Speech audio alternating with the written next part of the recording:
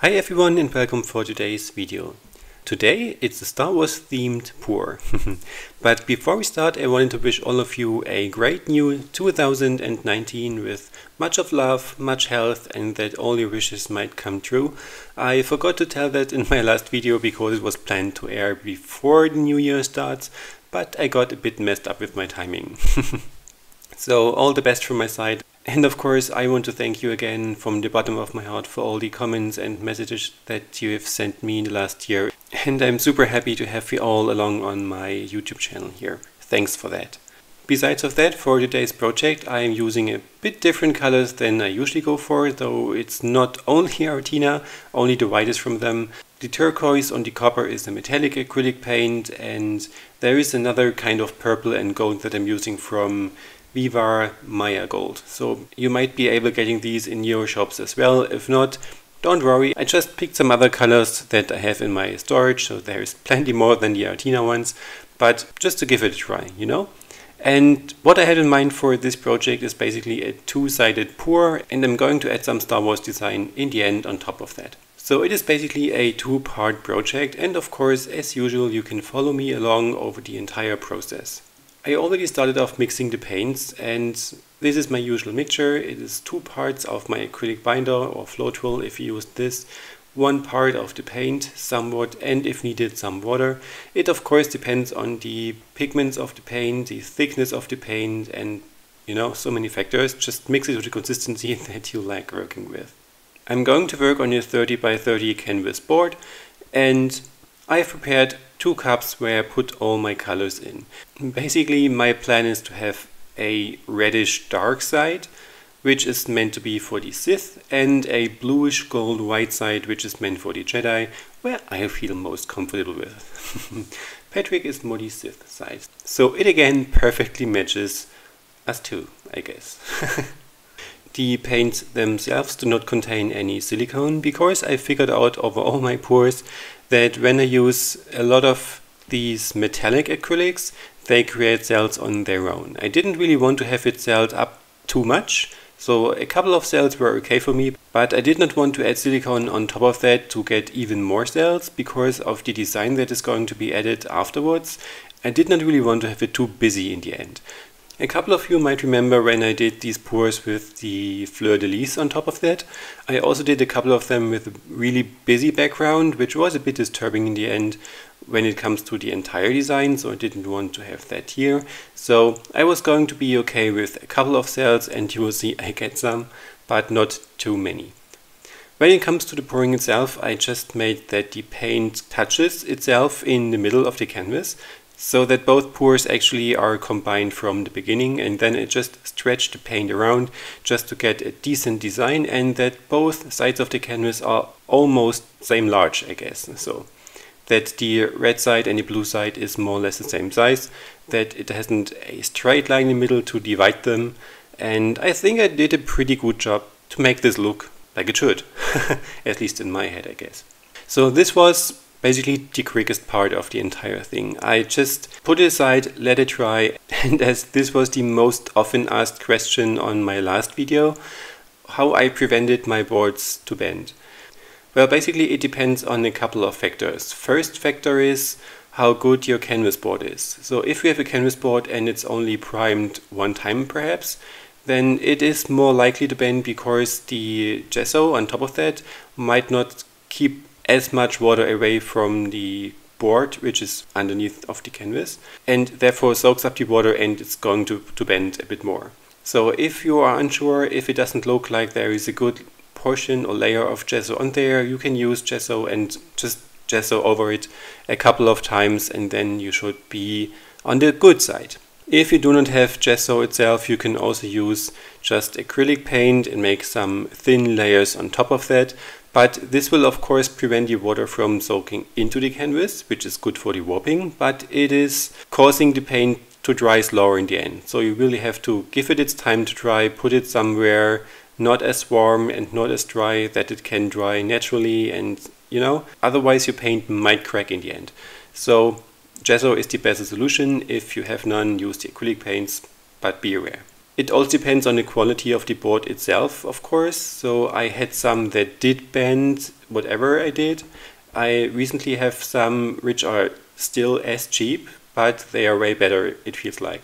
The second precaution that I'm doing is when I have poured all my design and paint on there and basically ready to set it aside, I put 5 cups underneath, or 5 things that you can elevate it from the surface from.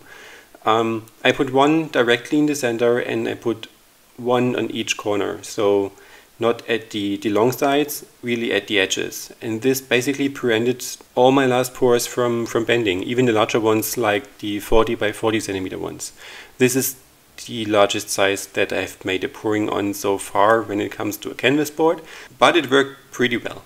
But even in case it does warp a bit, you should be good bending it back in shape when everything is dry. So these boards are pretty forgiving, and in worst case you can still frame it and you will be good, I guess. So by this I wanted to stand out a bit more because it was the most requested question. So this is what I do actually.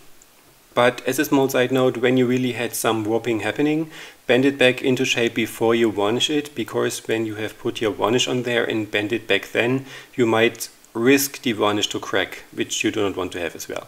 So yeah, this is what I would do. Coming back to this piece here, and when I put it aside, it was time to make the design.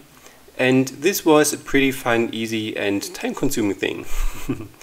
As you might know from other videos, I got myself a couple of transparencies, so these A4 sized plastic clear papers, something, which you normally use for office works. And these come really handy, because you can draw whatever design on there, cut it out, and you have your negative to make this happen what I did here. And this is actually what I did. I went to my computer and looked up for a design that I wanted to have. It's a combination between the Jedi and the Imperial logo that you have in Star Wars. And I just sketched it on my transparency and put it on there just to see that the size is perfectly fitting. When this was done, I used a cutter knife and cut it out the entire design so that I have a negative shape for it, like a stencil actually.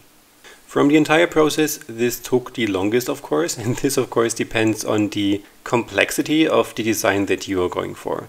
But the good thing, if you use these clear transparencies, you can store them and reuse them as often as you want. And another good thing, these transparent papers really stick great to a poured painting. So when I put it on there in the end, when the design was finished, it really stuck there. So it really felt as if it was glued there. I had nothing to do to keep it in place. It was great, because when you put some paint over it, you really do not want to have any of the paint flowing underneath of your stencil. This was pretty easy to prevent there, because everything stood really well to the surface. The paints that I'm using to create the effect are Crackling Paints. You have seen me use them in so many other projects before. If not, and you're new, have a look at all my other projects. And this is really, really great. I love this stuff. It comes in many different colors. For this project I picked a pearl color, which is somewhat, so a light beige one perhaps. Really can't tell what color this really is. It's a cool one. And a red one, of course, for the Sith side. I didn't want to go for blue for the Jedi, because this wouldn't have stand out as much. So these were the two colors to pick, and I just used a small palette knife and put the colors over there. This went pretty quickly, it was really smooth, it was fun to do, and I was really, really curious how everything will look like when I remove the stencil. Which is one of the most satisfying things for this project, I think, because this is the point where you can see the design, if this works out and all the work that you put into it comes into place. Something that you really must not do is letting this dry like it is now. So you really have to remove the stencil before everything starts to dry, but this paint has a pretty long drying time. So I'm going to show you the drying process as well. I filmed it and it was about 3 hours in total until everything was dried, but I cheated a bit and put a ventilator in front of it. So I let the camera roll for an hour and nothing really happened to the paint. And as I didn't want to have the camera rolling for about a day to have everything set up, I decided to put a ventilator in front of it with a cold air setting and let just air flow over it to speed up the drying time. I wouldn't recommend doing this for the acrylic pour itself. you know, as I said before, because this might cause cracking. But for this paint, as it is supposed to crack anyways, it was fine for me. And this worked really great, so it only took about 2 more hours when I activated the ventilator until everything was dried and cracked, and it looks cool. It really looks cool, I like it. And I really can't wait to hear how you like it, if you like it, if you like the design and the idea behind it, and what you're trying with this technique.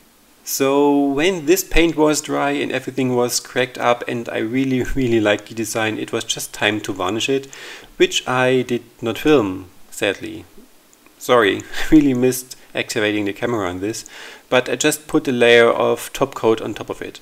So if you use resin, if you use acrylic varnish, if you use the top coat, which I've used here from Deco Art, whatever you like to varnish it with, even if you have a spray varnish, whatever, use it.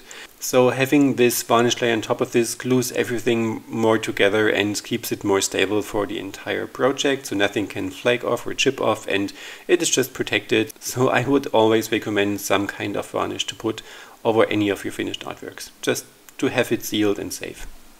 And this was everything that I did, and I really hope you liked following along. Hopefully, probably inspired to try something like this, even if you're not into Star Wars or any Star Trek Gates related things. It doesn't have to be sci-fi related. You can use whatever design you like. A duck, a cat, whatever.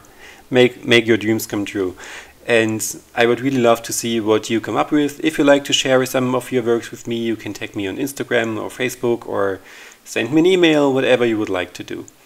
If you like this video, as usual, you know the deal, just give me a thumbs up. And if you're new to this channel and video, please make sure to subscribe to my channel and click the bell icon to not miss out on any of my new coming videos.